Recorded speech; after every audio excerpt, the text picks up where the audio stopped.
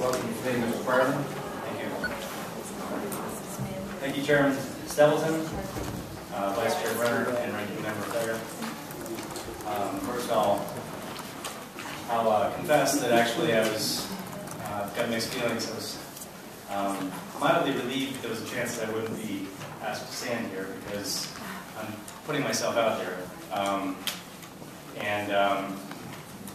Well, it's just this is the pressure that the teachers are under. I don't know exactly what I'm going back to, but let me just jump right in here. My name is Steve Parlin, and I've been an English teacher for almost 20 years, and since 2005 I've been teaching English language arts and research skills at Marietta Middle School in Marietta, Ohio.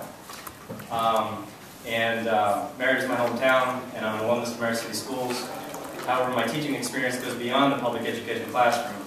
And before working at Marietta City Schools, I worked as an adjunct at Ohio University teaching composition and rhetoric. Prior to this, I was an associate instructor of English and the director of English as a second language at the Culver Academies in Culver, Indiana. It's a private boarding school.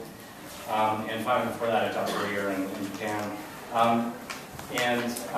Just want to make it clear that I'm not here representing the other teachers in my district as a group. I'm not here representing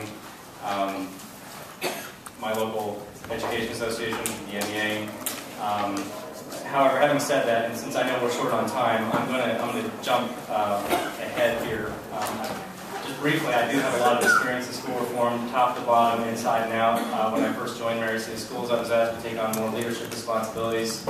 And even though I had no experience with No Child Left Behind, in the first year I was the chair of the district leadership team, which was responsible for implementing No Child Left Behind, the regulations and requirements that were being asked for school improvement. And so I've got experience knowing what the other teachers were saying through the district about school improvement and things like that. I'm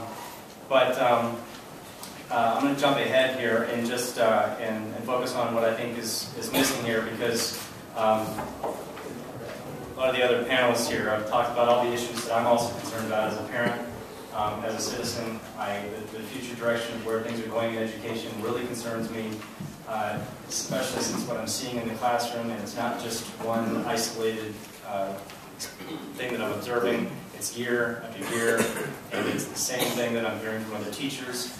And a lot of it has to do with this idea of perseverance and not actually being inspired by what we're doing with standardized education. I'm not sure standards are blame, although I have my suspicions about what's going on with that.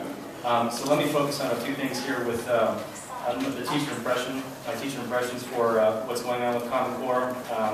Just so you know, I actually had to parse down about 100 pages, close to 100 pages of stuff that I've been generating over the last month or so, and so some of what I have here is I could possibly get through all of it, but using a survey form, an email, I recently pulled the dues-paying members in my district, and again, I'm not here representing MEA, but I did speak with our union president, and again, this puts me in a dicey position here because I don't know exactly how far I can mention what conversations I've had because of what teachers fear, and that's a witch hunt style, extra scrutiny in what they're doing, looking for an excuse to put pressure on. And because of that, because of my concerns about Common Core, because of my hesitations about speaking out, feeling like I need to speak out, I've actually been looking for a safety net just in case something happens where I need to look for other work. And this is not unique. Other teachers feel this way as well. My union president,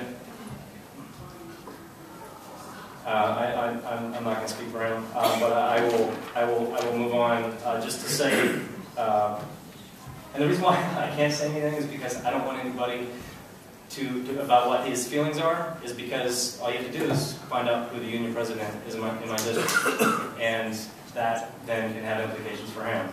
In fact, I'm hesitant about even reporting on the findings of the survey that I sent out, because data and you can have access to data. All you have to do is figure out what email service we use. You can pull those records, find out who sent me these emails, and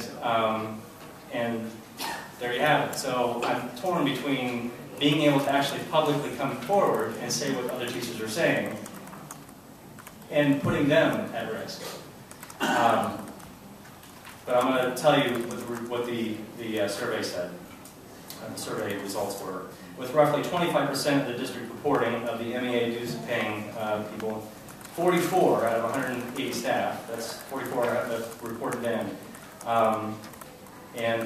So they didn't all report in, and there's probably various reasons for that. But 59%, and that's 26 out of 44, said that they oppose common curriculum.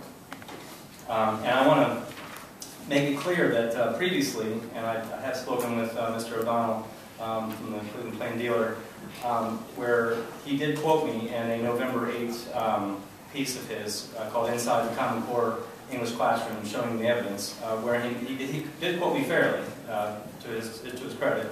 But he also said that Representative Thompson could only round up 2 teachers that were opposed to the new standards.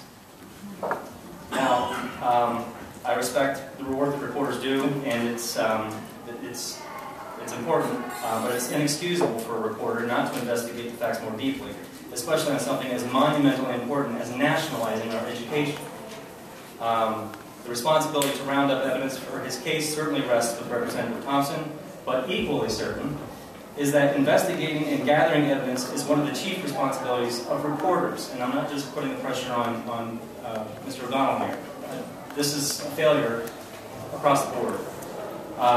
So, like I said, using the survey, almost 2/3 of the people that did report in are opposed to Common Core. 25% polled said they need more information because they're not getting it. The in-house communications are all favorable. And I can tell you, we're all buried in work. It just keeps coming at us. We just basically are not asking whether or not we should implement. We're being told how to implement. And the 9%, so almost 2/3 said they oppose it. 25%, or a quarter, said that they need more information. 9% said that they'd rather not share their opinion. That's because they're scared. And 7% responded in support of Common Core. And when I was discussing this with another teacher in the hallway, she said, well, you know, the reason for that is because we've all got ourselves so deeply entrenched in this now with professional development, preparing our classrooms, that they don't want to do it again. They don't want to have to go all over it again because we just keep going through this revolving door of school reform. So these aren't definitive results. So I won't pretend that they are. But they should be a starting place for you to start asking questions about what teachers are really thinking. Even the NEA came out recently with a survey. If I can find it here real quick. They were actually, apparently, if I can find it. But anyway, I can't find the results here in my work here, but NEA came out with a survey recently, and apparently 75% of who they polled, again, dues-paying members, said that they're in favor of Common Core. None of the teachers that I know were polled, and almost every comment on the NEA website that has that report is opposed to the Common Core. So I'm not sure where they got their data.